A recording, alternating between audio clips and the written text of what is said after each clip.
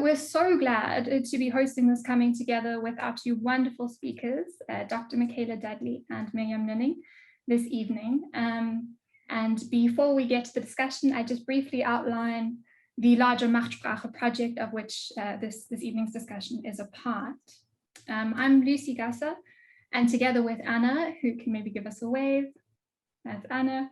Anna and I publish poco.lit.com, which is a bilingual platform for post-colonial literatures in the widest sense. And over the course of 2020, Anna and I became increasingly attuned to the difficulties that we were facing in translating politically sensitive language. And it was those challenges that served as the impetus for macht.sprache, which we initiated in collaboration with Kolja Lange and Timo Chelikel of Völlig Ohne, who are also here this evening. And the project is supported by the Berlin Senate and will be running until the end of the year. Macht.sprache is developing an app to foster politically sensitive translation between English and German.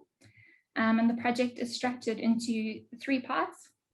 So the first, in which we are collaboratively generating knowledge on the subject by collecting and discussing politically sensitive terms and translation examples.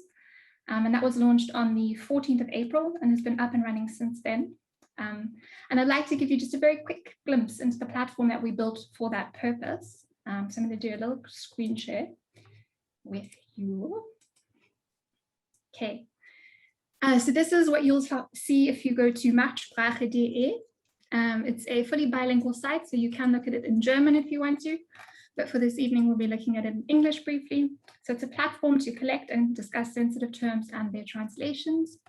Each week, we highlight specific terms, one in English, one in German, to focus the discussion, but you can comment on whatever you're interested in. And here on the left, you'll see recent activity updates, list of terms, a short blurb about the project, and you can navigate your way through the site via this menu here on the left. You can have a quick look at the terms here. And yeah, you'll see some of the terms have no translation suggestions yet, some of them have many. And you can click on any of these, you can add your own suggestions, you can comment on the suggestions that exist, you can provide specific examples if you happen to have come across them. And maybe we could have a look at a specific example. How about that perennial tricky one when we're talking about translation between English and German, race? How do we translate race? You can see people have suggested various options here for translating race into German. Don't translate it, just leave it as race in English.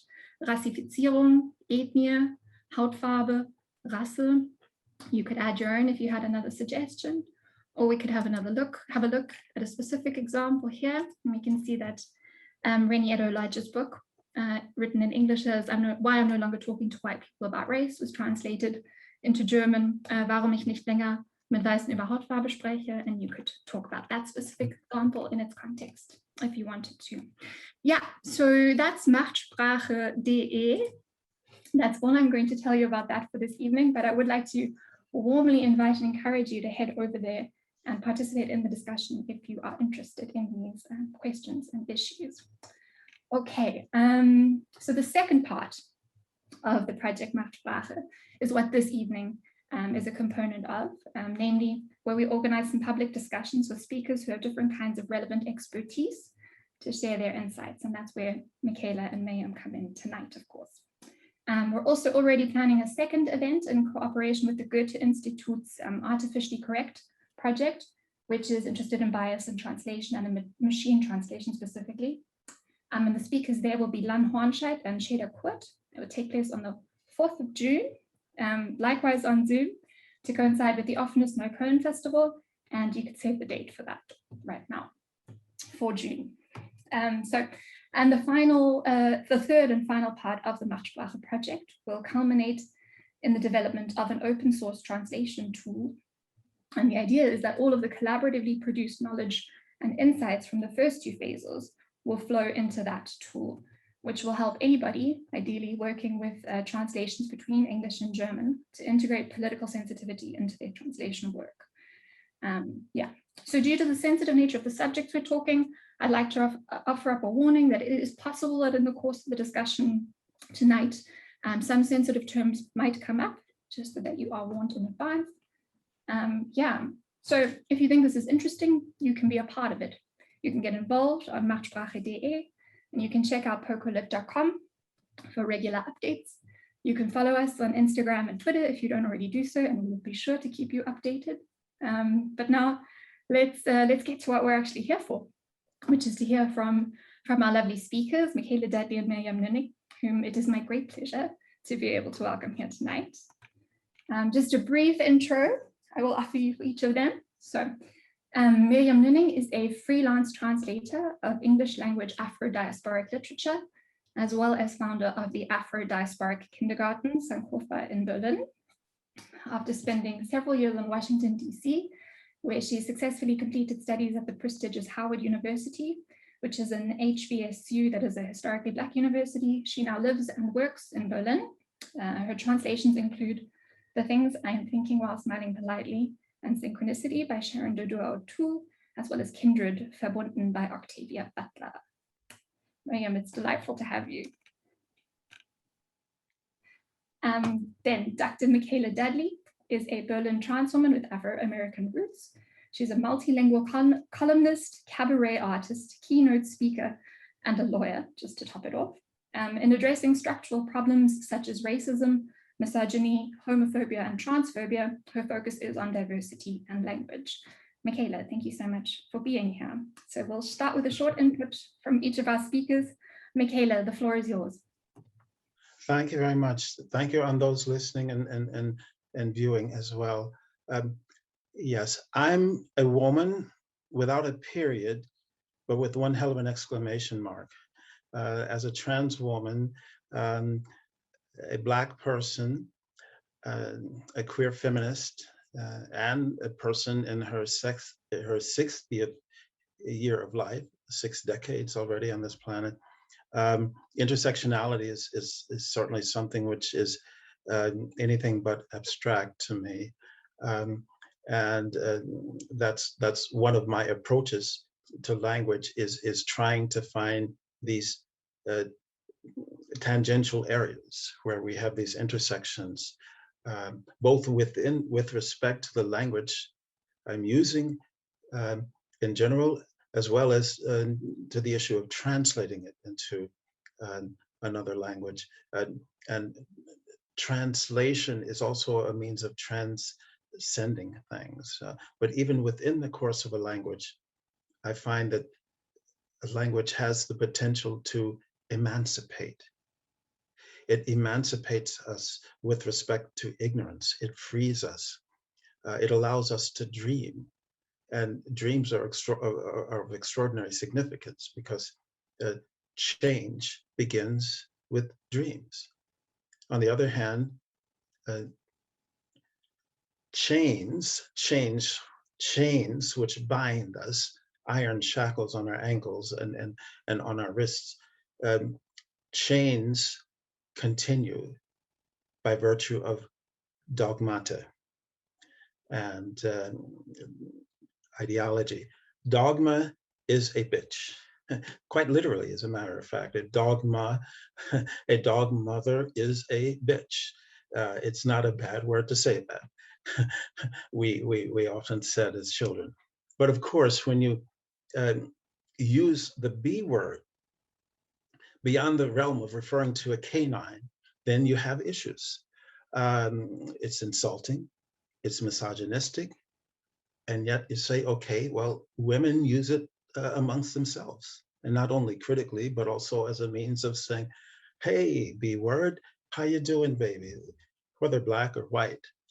When a man comes there too and uses it, well, it certainly has a different connotation. So in exploring language and the issue of what's politically sensitive and what isn't, we have to examine not only the content, the word itself, but also the context in which it's used. And why do I mention the sexuality here when I say when a man enters the domain and uses that word? It has to do with the fact that men are inevitably involved. If we look at many of the rollback tendencies towards the use of a politically and culturally sensitive language. If we look at all of the vitriol, it's coming out of millions of mouths all over the world. Why are you using that? Why are you changing our language? Why are you trying to be so soft? It's coming from millions of mouths all over the world, drooling out of these mouths. But it all comes from one basic source. That source is toxic masculinity. We also know that toxic masculinity as male fragility on steroids. And that's essentially what it is. It's part of the patriarchy, part of the old established white male cis heteronormative society. And anything suggestive of change, suggestive of restructuring, of modifying, of soothing is deemed to be a threat. And of course, language is the most important means of articulating something, also the spoken and written language. And much of that backlash is precisely because many people, men and indeed women who are part of the patriarchy, would prefer to hold on to that which they know. They're threatened by a society which is diverse. I won't even say becoming more diverse, because our societies were there were always aspects of diversity in the society. The question is whether they were appropriately recognized, and the language there plays an important role, and incorporated, integrated into the society. But it's recognizing where that comes from is I think very important. And the irony of it all, actually, and that's why I use the word male fragility, is because they're the ones who are being hypersensitive. They're the ones who are saying, no, no, no, no, please don't change that. We've been using it for so many centuries and it's always worked for us. Please don't do that. Please let us be. Why do you have to be nice to people? Now, all of these other people who don't even look like we do, what are you trying to do? So they are the ones who are actually, if you will, the softies. You know, they're afraid that when we're done, you know, we'll require all young boys to learn ballet or something, right? And that's part of it. I make light of it, but it is a very serious issue. On the other hand, I don't want to do any, I don't want to bash all males. Well, not here, not now. I do that in my cabaret program. That's another issue. And I do have to say, some men are quite capable of multitasking. It's true. I've met men, they're capable of thinking and breaking out in a sweat at the same time. So it seems to work. Thanks, Michaela. On that note, Mirjam, would you like to say a couple of words to just introduce yourself? Sure. You already did a great job of introducing me. And I feel very blessed to be here tonight and to have this dialogue and to have this discussion, because it's about time that we, Michaela said, translation is transcending and translation is a means to emancipate. It's time that we look at the responsibility that comes with translation work, and also the value of shared experiences when it comes to translating, the importance of a sensitivity to language and terminology. Yeah, this is something that's long overdue. I love literature. I love Black literature. I feel very passionate about it because for me, it's always served as a vehicle giving voice to my experience, my thoughts, my feelings, my emotions, giving voice to the Black experience, the struggles, the triumphs, the resistance, the quest for Black liberation. And when we look at the status quo, some of the older translations of Black authors who were fighting against racism, who were fighting for the liberation of Black people through their art. And then we look at the German translations that were reproducing that very racism that they were fighting against, because the translators did not understand or share the experiences of the Black authors, and they were not sensitive to language and problematic terminology. So a lot of what we saw was racist terminology, and I used the past tense, but this is actually still happening. So the discussion that we're having now, you know, is relatively new, and not everyone is talking about these things yet. But yeah, racist terminology, a lack of understanding of culture. I read a translation, for instance, where in the English original, the author wrote about African and Islanders, and the German translation was Afrikaner und Isländer, Icelanders. And this is something that probably wouldn't have happened with a Black translator. It would have been very clear that, you know, this person is referring to Africans and Caribbean people and not Icelanders, but this is the kind of stuff that can happen. Or another example where a translator chose to use to not translate the term brother when Black people when Black men were talking to each other.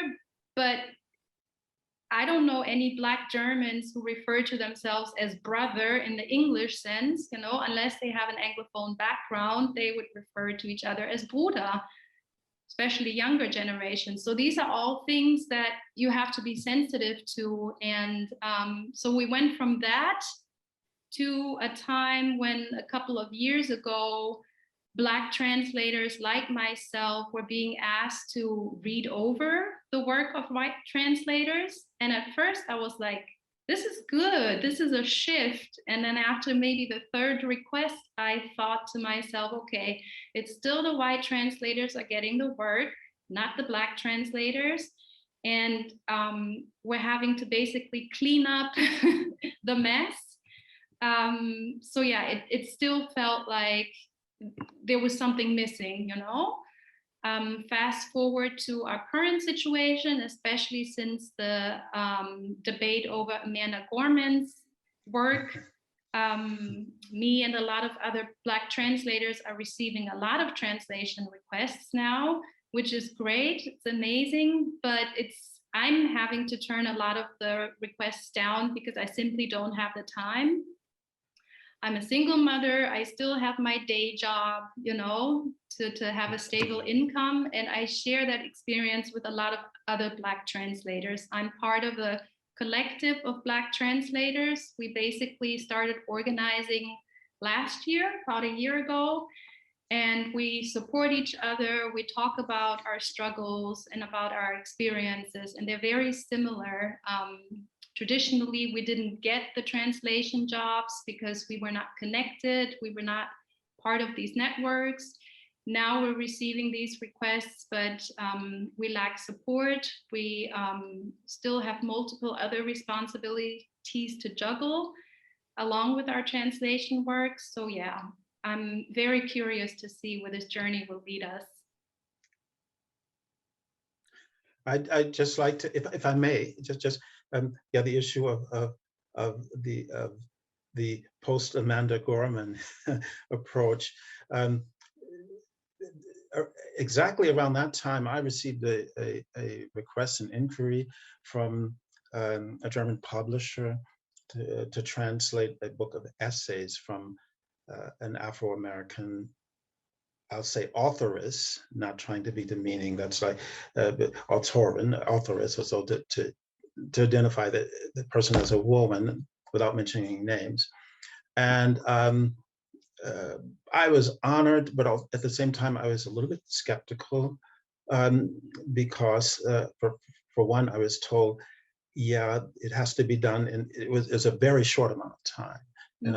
And I do not like being placed under pressure, even by deadlines within the language, when I'm publishing things. So I was skeptical, and this person, I won't mention the publishing company, but this person said she had just purchased, the rights for that, to publish that the licensing that to publish that in German, and she seemed more excited, about the business of it than she was enthusiastic about the contents of it. And so I made some, trial translations of a few pages, which she had picked. I didn't find those pages to be representative of the compilation as a whole, but I did it. And then she said, "Yeah, it sounds, too, how should I say, almost exalted." And I was taken aback by that.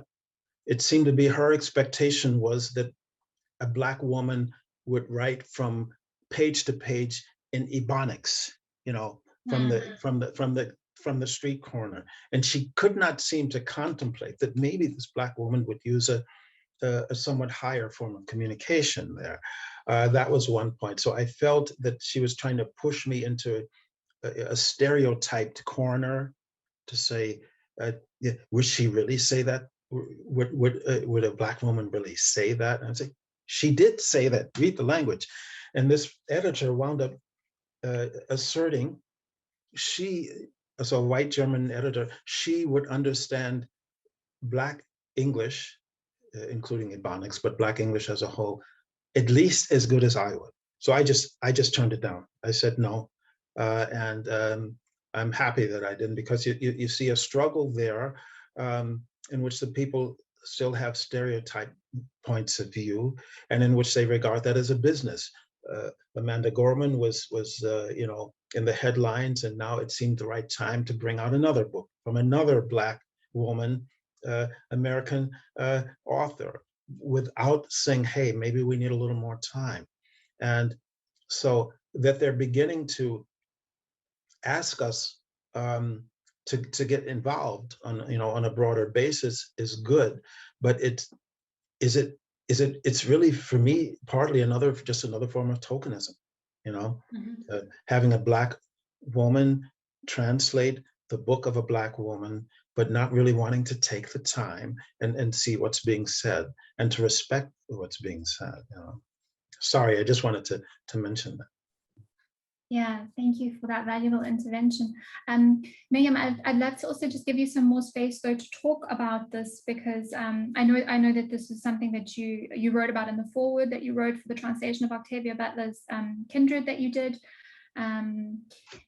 We talked about positioned writing, positioned translating, and positioned reading. And yeah, obviously you've already pinpointed how this probably preempted conversations that have become very topical now in light of the Amanda Gorman, I don't want to say debacle, but controversy, shall we say. And I wondered, if you could maybe just tell us a little bit more about how you understand these sort of three prongs of positioned writing, translating, and reading, and how you locate yourself and your views in these current debates. Sure. So every translator, every reader, every writer is positioned in a certain way. I position myself as a Black woman. I view the world through the eyes of a Black woman. The world views me as a Black woman, treats me accordingly, and this shapes my experience. It shapes the way that I see the world. It shapes the way I move around the world. And I share parts of this experience with other Black people around the world. Of course, there are differences based on nationality, class, gender, complexion, all kinds of things, but there's also a shared experience, what we call the Black experience. So in that sense, I share that experience with, let's say, other Black writers, other Black people. Now, a writer will also write from their own individual experience, and they will have an imagined audience in mind. And the question is, which perspective is the writer writing from, and who is that imagined audience that they have in mind. And then the translator, when they translate or, interpret, because all translations are interpretations, when they interpret the work, they will translate from a particular perspective, and they also will have an imagined audience in mind. And then the question becomes, who is that imagined audience? And also, is this translator able to connect to and relate to the writer's experience and the writer's perspective? And are they able to translate that?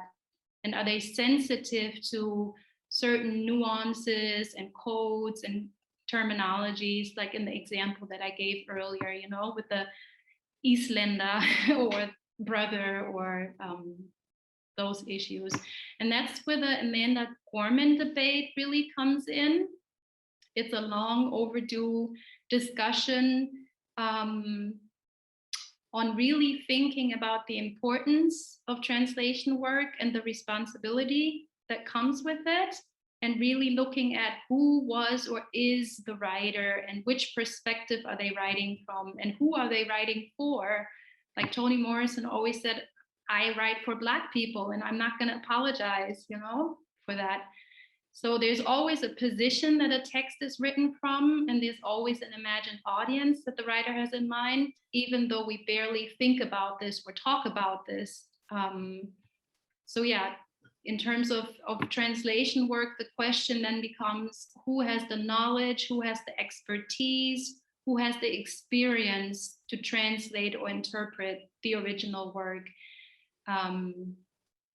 Yes, and this is why I'm glad that the debate has finally hit the mainstream, because this is something that people weren't really thinking about before. And then they did things like, Michaela, what you were talking about, it's also something I came across. You talk about Ebonics, and a lot of times that's translated as broken German, gebrochenes Deutsch, or other forms of Creoles or Pidgin or whatever. It's always translated as broken German, and not respecting the fact that these are actual language systems with roots in West African language and culture, and you can't just take that and just make it a grammatically wrong German and think that this is like the same thing, So yeah, I'm glad that the discussion was finally sparked and that it's hit the mainstream. But this is something that a lot of us have been grappling with for years now. Michaela, do you want to add anything to that, or maybe specifically speak to your experience of this? I've heard you speak beautifully about sort of intersectionality and how this is such a fundamental part of your worldview, also the way that you think and do language and language games. Mm-hmm. Maybe you'd like to add something. Yeah, the intersectionality, it gives me insight into so many areas. I mean, I didn't come from the ramp into the world being an activist or with intersectional thinking. It's like my coming out. It occurred in a sequence of different stages in my life and in my own awareness. And to give a little more historical perspective, because I am by far the oldest of all of us here. I was just mentioning with Lucy and Mirjam shortly before we began. I was engaged in a little bit of cosmetics here, and in my age, I refer to that as the preservation of monuments. But the fact is, I was born in 1961. In the same year in which here in Berlin, the Berlin Wall was built. I was born in the United States, but it seems that for most of my 6 decades of life, I've been trying to break through walls myself, using my head sometimes, but also almost physically. And you need aspiration to do that. You also need a lot of aspirin to do that. breaking through barriers linguistically as well. I began learning German at a very early age because my father had, when he was a kid in the States, he was born in 1917, imagine that. When he started school, German was the first foreign language which people learned there. So that helped me, and then spent part of my youth in Germany, and different family members who served in Germany and that kind of thing. And I was listening to German radio in the States, as I was to the BBC for that matter, with my shortwave. But so my contact with the German language began rather early. But the point I was wanting to make, born in 1961 in the States. If you look at my birth certificate, it has the name which was assigned to me at birth, including the designation Roman Catholic, and after that it says Negro. Negro didn't bother anyone at the time. You know, it was a normal way, a normal word blacks used to refer to themselves. It was not offensive. It was in the names of different organizations and institutions and activities. The Negro Baseball League, for example, or the concept of Negro spirituals. Now, it was a decent way of referring to Black people when I was born. So it stays on my birth certificate, right? And then, you have the activism of the 60s and 70s, which I lived through. And you see the emergence of the word black in the 50s, or so shortly before I arrived, referring to people as Black was considered, not too fine. They're colored people. They're colored, because they're not white, so they're colored. And then, like I said, Negro was an accepted means. Ironically, the German N word, that with five letters, the German N-word was actually based upon the English N-word, Negro. And if someone, for whatever reason, wanted to insult you as a Black person, and if a German wanted to do that, he would make the choice to use the English six-letter word, which is definitely an insult coming from a white person. An insult anyway, unless you were a multi-millionaire Black rap musician with the entitlement to use that term, in every line. So the German five-letter word for Negro was quite acceptable, and you heard and saw people using that word routinely in the 1990s and in the 2000s. And of course, we know even in the 2020s, it still comes into play, but it's done very harshly criticized in the meantime. If you say Negro in the United States, people will look at you kind of funny, but they won't really, and they know what you're trying to communicate, but it doesn't scar their soul the same way the six-letter word does. So the point I'm trying to make is that actually in German, you see more deference towards a politically sensitive language by virtue of the people saying, hey, let's not use that five-letter N-word anymore. And you see a movement towards that. And of course, wherever there's a movement, there's a counter movement. And those on the right, those who are truly racist, they enjoy using that five-letter N-word because they can essentially communicate the six-letter N-word by doing so. Because now the five-letter N-word in German is taboo, and so that's something I followed for my life. And I also mentioned before the taping here, or before the live stream, I'm currently writing an English language book. Most of what I write is in German, but I'm writing an English language novel about South Africa. And of course, terms like colored in South Africa were very well established as a means, incidentally, of distinguishing from Black. Colored was like one small step above rock bottom, on the way up. But of course, then there's the issue of the Afrikaans, also the language of the white uh, Dutch influenced African settlers, the Afrikaans word for the N word, and that's a K word. And this word appears in my novel.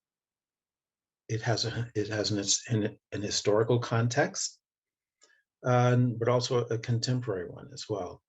So I briefly asked myself, am I entitled to use that? I'm a novelist. It's my story. I can say whatever the hell I want. Am I entitled also as a Black person to use that word? Should I not be more conscious of what it can cause? Or should I just relax and say, wait a minute, it's there. And in using that word, it's coming out of the mouth of a racist person, by the way, an identifiably racist person.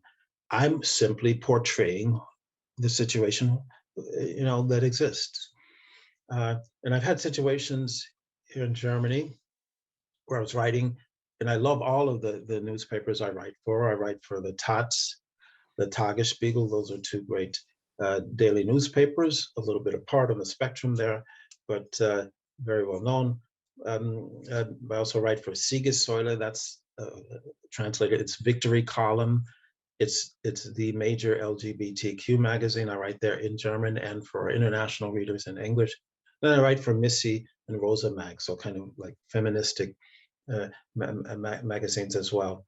And I know the people in the redaction, my white brothers and sisters, are quite careful about the use. There was one situation where I wanted to use the 6-letter N word in an article about racism. And I wanted to use that, the term was house N-word. I wanted to use that like to attack people who are like Uncle Toms, and even Uncle Tom's is almost taboo. And they're saying, no, you can't use that. And I'm saying, wait a minute, I'm Black. I'm trying to criticize racism here, and I'm trying to reclaim the word and turn it around. Then Spieß umdrehen in German. And they say, yeah, but if you use that, you'll get in trouble because it triggers something by people. So we settled on another word, token. Token, it doesn't have the same strength. It's not as ugly. It's not as mean.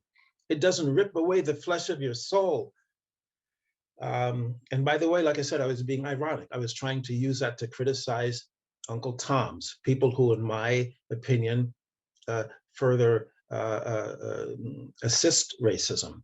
But I accepted that because I know there would have been a shitstorm. Can you say shitstorm in English? There would have been an uproar online and in the print press. So I said, okay, I'll use token. But you see, sometimes being a Black person myself, I want to use that word because I know how much it hurts, and I want to try to convey that. And that's kind of a dilemma. Yeah. Yeah, Michaela, I think you've pointed to so many important points about how densely context dependent these questions are when we face them. So they're positionality dependent, they are geographically dependent, as you were relating in your example about sort of South Africa. So yeah, they're socioculturally dependent, they're discursively dependent, right? Like each language with its particular discursive cultures. And I think that that's also something that I read out of what you've written, Mirjam, about your experience about making some of these decisions, also specifically, I guess, about the N-word. And I was fascinated by the process that you described when you tackled this, like in a historical text, which was Butler's Kindred, what to do with it. And you described a process of sort of reaching out to at least 50 people who'd had experiences of racism and saying, what do you think we should do? And I wonder if you could tell us about that process, about the responses you got, about what you learned from it, what you took away from it. Sure. Yeah, that was a big issue because the N-word was used a lot of times throughout the book. And the book was published by a publishing company that wanted to specifically not reproduce, stereotypes, racism, discrimination But here we were, a book written by a Black woman who was specifically using this word, not just to describe Black people. That would have been easy. We could have just replaced it with Black, you know.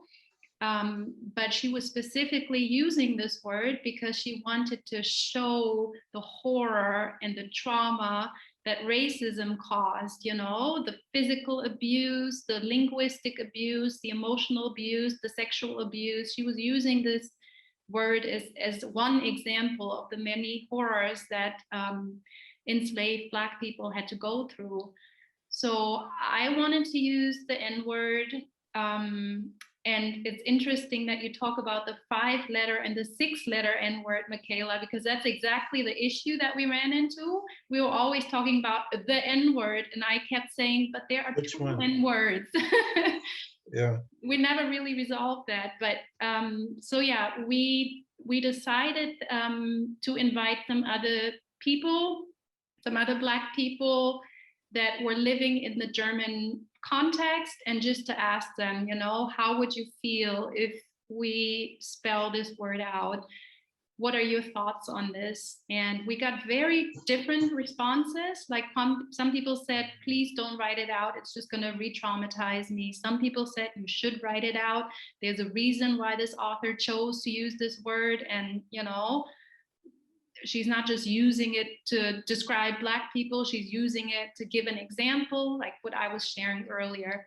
So yeah, we got very different responses, also in terms of whether people grew up in Germany or in the States or in France. You know, people felt very different about it. And for myself, I can say I also have a very different relationship to the N-word when I spend a lot of time living in the States, living in DC, which is majority Black, going to a Black university.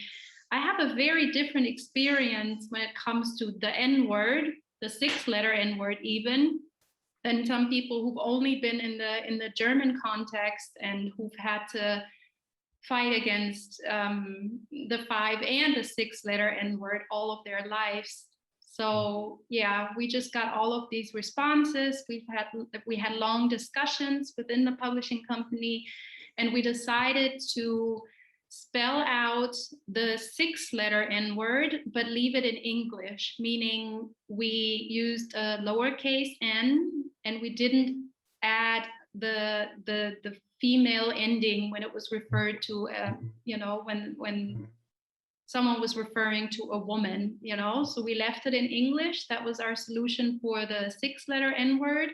And then for Negro, and colored, I left those terms in English, because there is no translation for Negro and there's no translation for colored. That is okay, because Negro and colored, as Michaela was sharing, at some point in history were actually used by Black people and embraced by Black people to describe themselves in the States. In Germany, that never happened. You know, no Black person ever referred to themselves as farbig or the other N-word. I can't even say it in German, you know?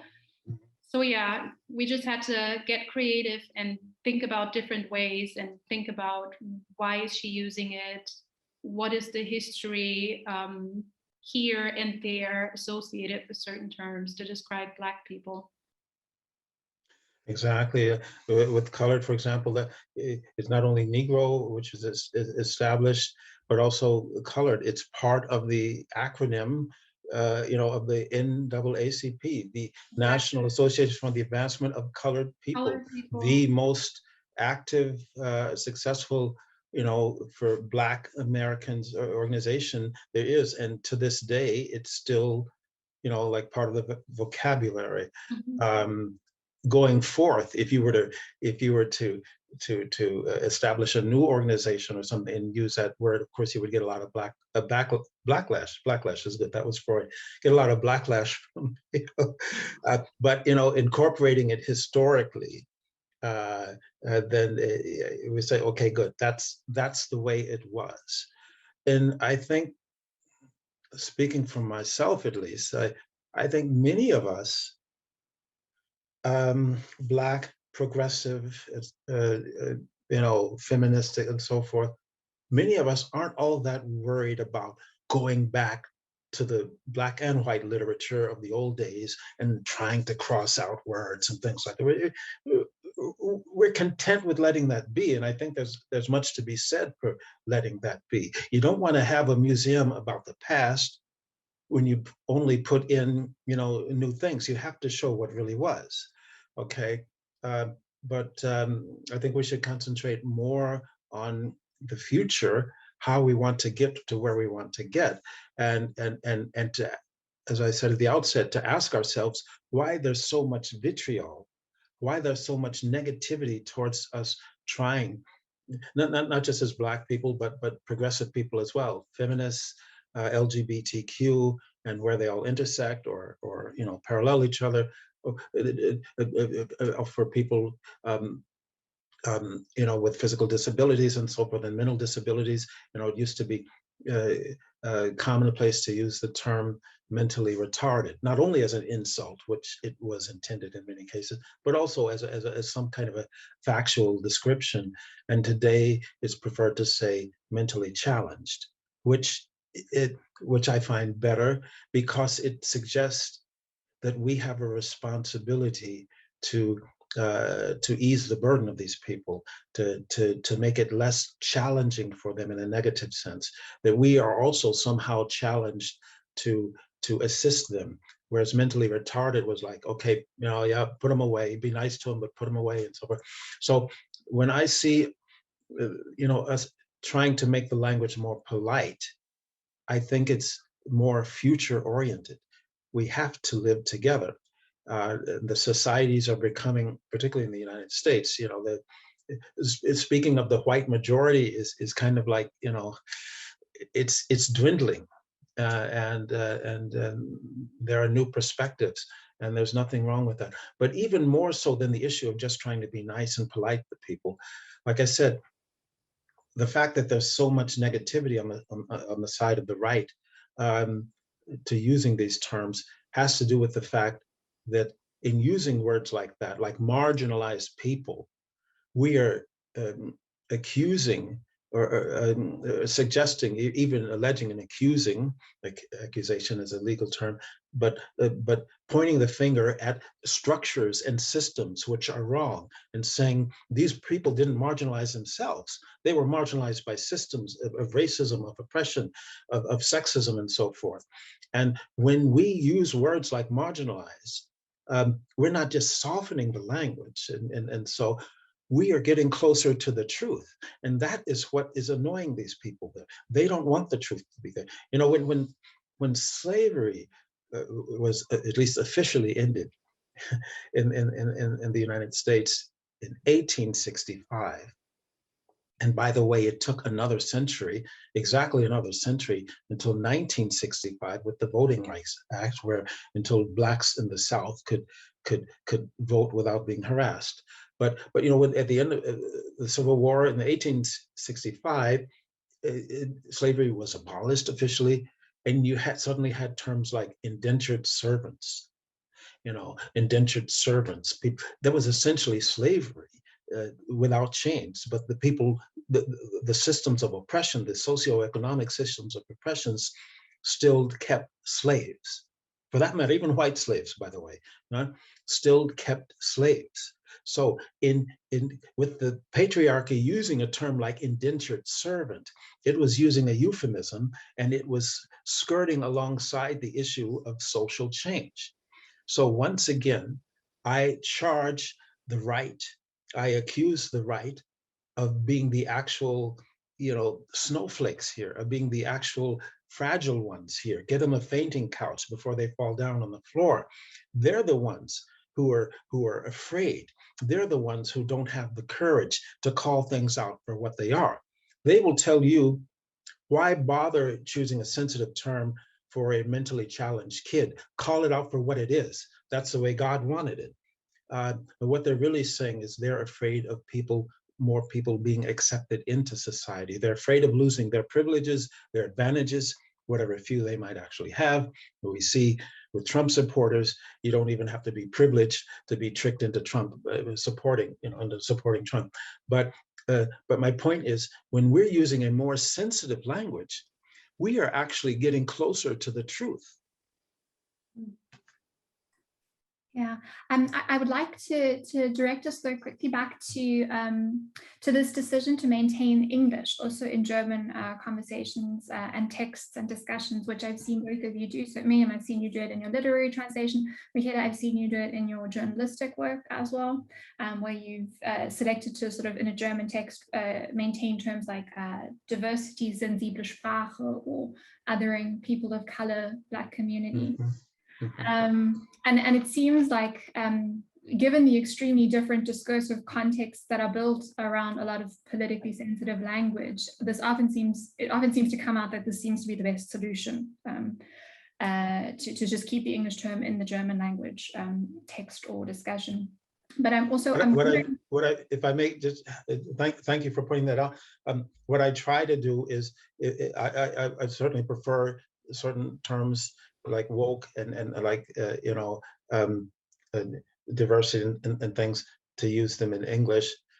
My personal preference is to put them in italics, and then to try to squeeze in, in a dependent clause or in parentheses or in the next sentence, try to squeeze in on the side the approximate German translation of it. I don't want to appear to be condescending, but I want to be inclusive, actually. So I don't want to leave anyone out. When you start throwing around these terms, you get people who, agree with you on the issues. Maybe they don't know the exact definition of the terms, and they'll start nodding. And I think it's helpful when they actually know what they're nodding to. And at the same time, as Mirjam has pointed out, there are restrictions, there are limitations there. You just cannot import a word and inject it into the other language and just leave it there. You have to think about, as I always do, for whom is this literature primarily intended, right? And also the issue of when it's journalism, when I do my own stuff and I get to shape it, shape the course of it, then also say, what could it possibly result in? In the German television show Kulturzeit last summer, I got into a riff with J.K. Rowling about her, in my opinion, transphobic tweets and so forth. And the lawyer in me, the cabaret artist in me, and the journalist in me all agree she has the right to say that. But she, by the way, the lawyer says she also has a right to remain silent, but she has a right to say that. But I also have a right to respond. And who's doing the actual canceling in this notion of cancel culture? And when she's proactively saying something like that, taunting and teasing, she's essentially trying to cancel those of us who are affected by that. At the other end of her tweets, there'll be some transphobic person who feels anointed to go out and to do justice by killing a trans person. So you always have to think about not only the freedom of speech, but what is the impact of it? In law school, you have the classic issue of can you cry fire in a crowded theater just for the hell of it when there's no fire? Yeah, you can, but it's forbidden.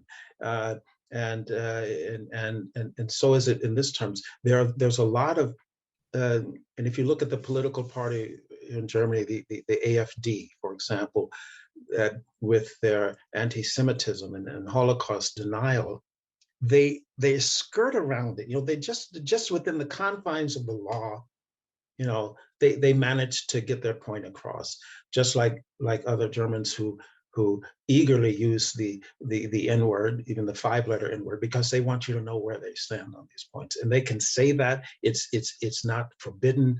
And the question is, how do we, above and beyond the issue of translation, how do we respond to that in society? And do we, as translators and journalists, have some kind of responsibility to think beyond the page, to read between the lines, as it were, and to try to craft that?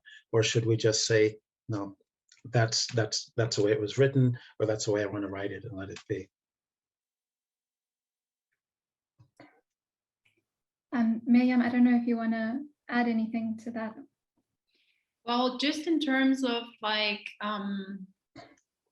we're talking about leaving certain words in English, and that also carries the risk of excluding people, or even, you know, looking at English as like a colonizing language. Yeah. I agree with that. And at the same time, the reason why I sometimes find myself leaving words in English or preferring to do that is because there are no better suited words in German oftentimes. And the discourse also in Germany on issues like race and gender and intersectionality, diversity, all of these things.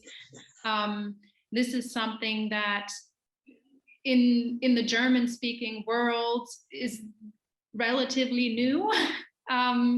So there's a little more history and a little more discourse behind all of these conversations in English, which is why it's easier sometimes to use the English terms. So yeah, until we find better words, better suited words in German, I would prefer using the English terminology. And then I guess another little added benefit is that, you know, if we use a common language, it also can serve as a unifying force in the resistance, you know, in the resistance movements across the world, in terms of fighting, you know, the patriarchy, fighting racism, all of these things. So yeah, it's both, definitely. And it goes both ways too, by the way. Sometimes I have a text which people want me to translate from English into German, and you see the English-speaking original writer, you know, saying in an English sentence using the term Angst, so Angst. And he thinks, okay, gut, das ist ein Begriff weniger, was ich übersetzen muss. Oder doch nicht, weil du schaust hin und du siehst, der meint es eher im Sinne von, I'm sorry, excuse me, he means it in the sense of anxiety. Yeah. I'm sorry, I was going off in a German.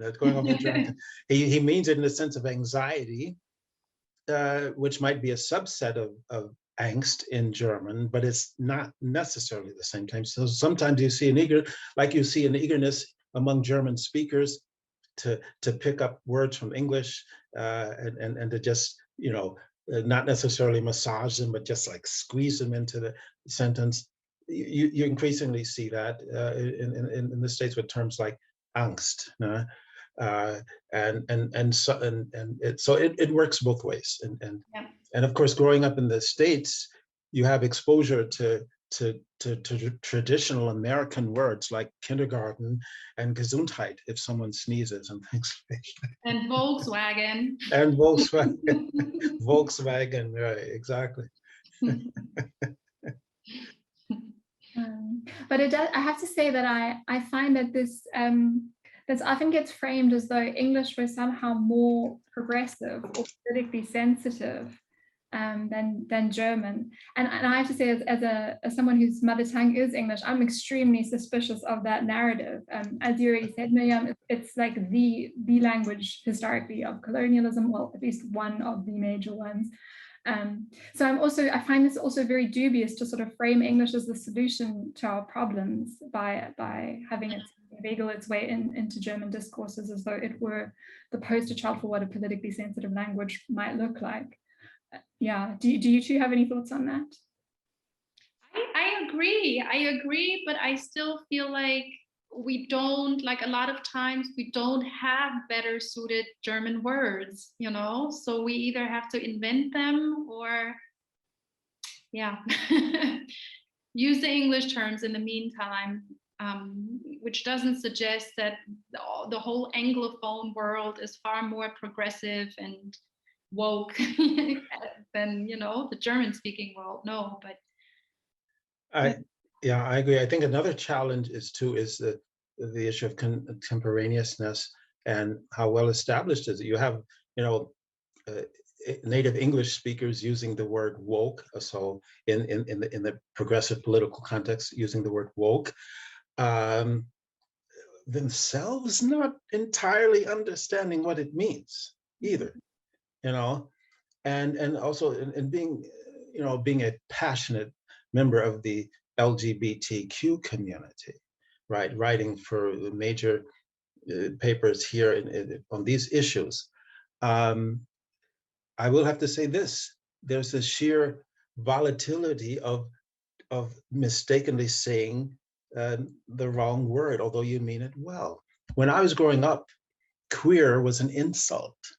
I used to play with perfume and makeup and that, and queer was an insult. And there was the 6-letter F word against gay males and things like that. Today, we in the rainbow community, we proudly define ourselves as being queer. That's one of the few words which encompasses all of us. Not even this alphabet soup encompasses all of us, LGBTQIE or Flinta or whatever. And you can be so well anchored in the community like I am, and if you get one letter in the false, sequence there, LGBTQIE plus, or AI plus, E equals MC squared and so forth, then someone is outraged. And I'm saying, like, okay, I understand you want to feel included, but do we need a balkanization of the community? Wouldn't it be good to have like the term queer, which we do, to encompass all of us, and LGBTQ as kind of like an alternative description, because when you're writing a text, you don't want to constantly, you want to have like a thesaurus in your mind. You don't want to use the same word all the time. You can say gay every now and then, although it tends to apply mostly to homosexual men. So you have a lesbian, you don't want to leave lesbians out. You certainly don't want to leave them out. And trans people and people, and so on the one hand, it's good, you want to include everyone, but you should be able to agree upon at least one encompassing term, because certain terms like LGBTQ change in the course of time, right? So I think that's an issue which I wanted to mention too. And then I just to, I know we might be running over here, but just to mention it, when I was a young kid, seeing Stonewall happening, not quite understanding it, and then exactly 10 years later, going from the one coast to the other, San Francisco, and seeing a well-respected book from the gay community, from Larry Kramer, with the title, careful here, Faggots. That was the title of the book. Up until then, it had been an insult. So that was like trying to reclaim that word. So it's important when you say, okay, maybe this one term isn't established enough in the other language, in the target language. If you wait long enough, maybe it receives another meaning. So,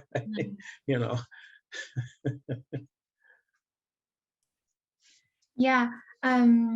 I'm afraid that you're right. We have run out of time. We've come to the end of our time together. I don't know, Mirjam, if you want to have a last word, if you wanted to add anything, or if we should wrap up there. You happy to wrap up there? I think I'm good. I think I have other things on my mind, but nothing for 1 minute. We can have a follow-up event. That would be wonderful. All right. May I conclude with 70 seconds of something? It's a poem, My Rage of Discovery, if you don't mind. It's from my perspectives about language and diversity, with a queer orientation, but also with the issue of Blackness. Okay, so there's no dissent there, so I'll go ahead. I'm a woman without a period, but with a hell of an exclamation mark. Emotions, I have a myriad, and each one ignites a spark. I'm trans and I'm Black, with a voice as deep as my pride. I'm used to taking flack. I've got pains deep down inside. Perhaps it's my destiny. Each scar is its own tattoo. I was raised in the land of the free, in the shadow of the Liberty statue. Marsha P. Johnson was near, one stone's throw from Stonewall. I knew damn well I was queer, though I didn't understand it all. Wanting to be a girl, I read Black Boy. Was it wrong or Richard right? Discovering James Baldwin was a joy, and Giovanni's Room in the Night. Then came Larry Kramer, Dark Room Ballads and Tumult. As for the title, now the disclaimer, faggots was not an insult. Injustice, out of justice, AIDS produced a chasm. Was it targeting just us? It was a eulogy instead of an orgasm. It must be said, with much ado, we now have a kind of revival. Roses for the dead, the violence is true, and it's still all about survival. So that's from my Rage of Discovery. Thank you for giving me the chance to read that. Thank you. Yeah, thank you for that, Michaela. I'd far rather end on that note, but I do have to wrap things up a little bit. Yeah, so thank you to both of you, obviously, and thank you so much to all of our audience members for joining us this evening. If you have questions or input or points of discussion that have been raised for you tonight in relation to this, you can head over to macht.sprache and keep the conversation alive there. We would love to hear from you. If you find these issues important and you'd be interested in thinking about them also in a broader European framework that includes languages beyond German and English, you could also check out the Artificially Correct project currently being run by the Goethe Institute. And you can please join us again on the 4th of June, when we'll be talking to Lan Hornscheid and Shada Quid. And that is where we'll end tonight. Thank you, Mirjam. Thank you, Michaela. Thank you, Lucy. Thank you, Michaela. Thank you very much, all of you, Mirjam, Lucy, Anna, and all the people I see on the screens.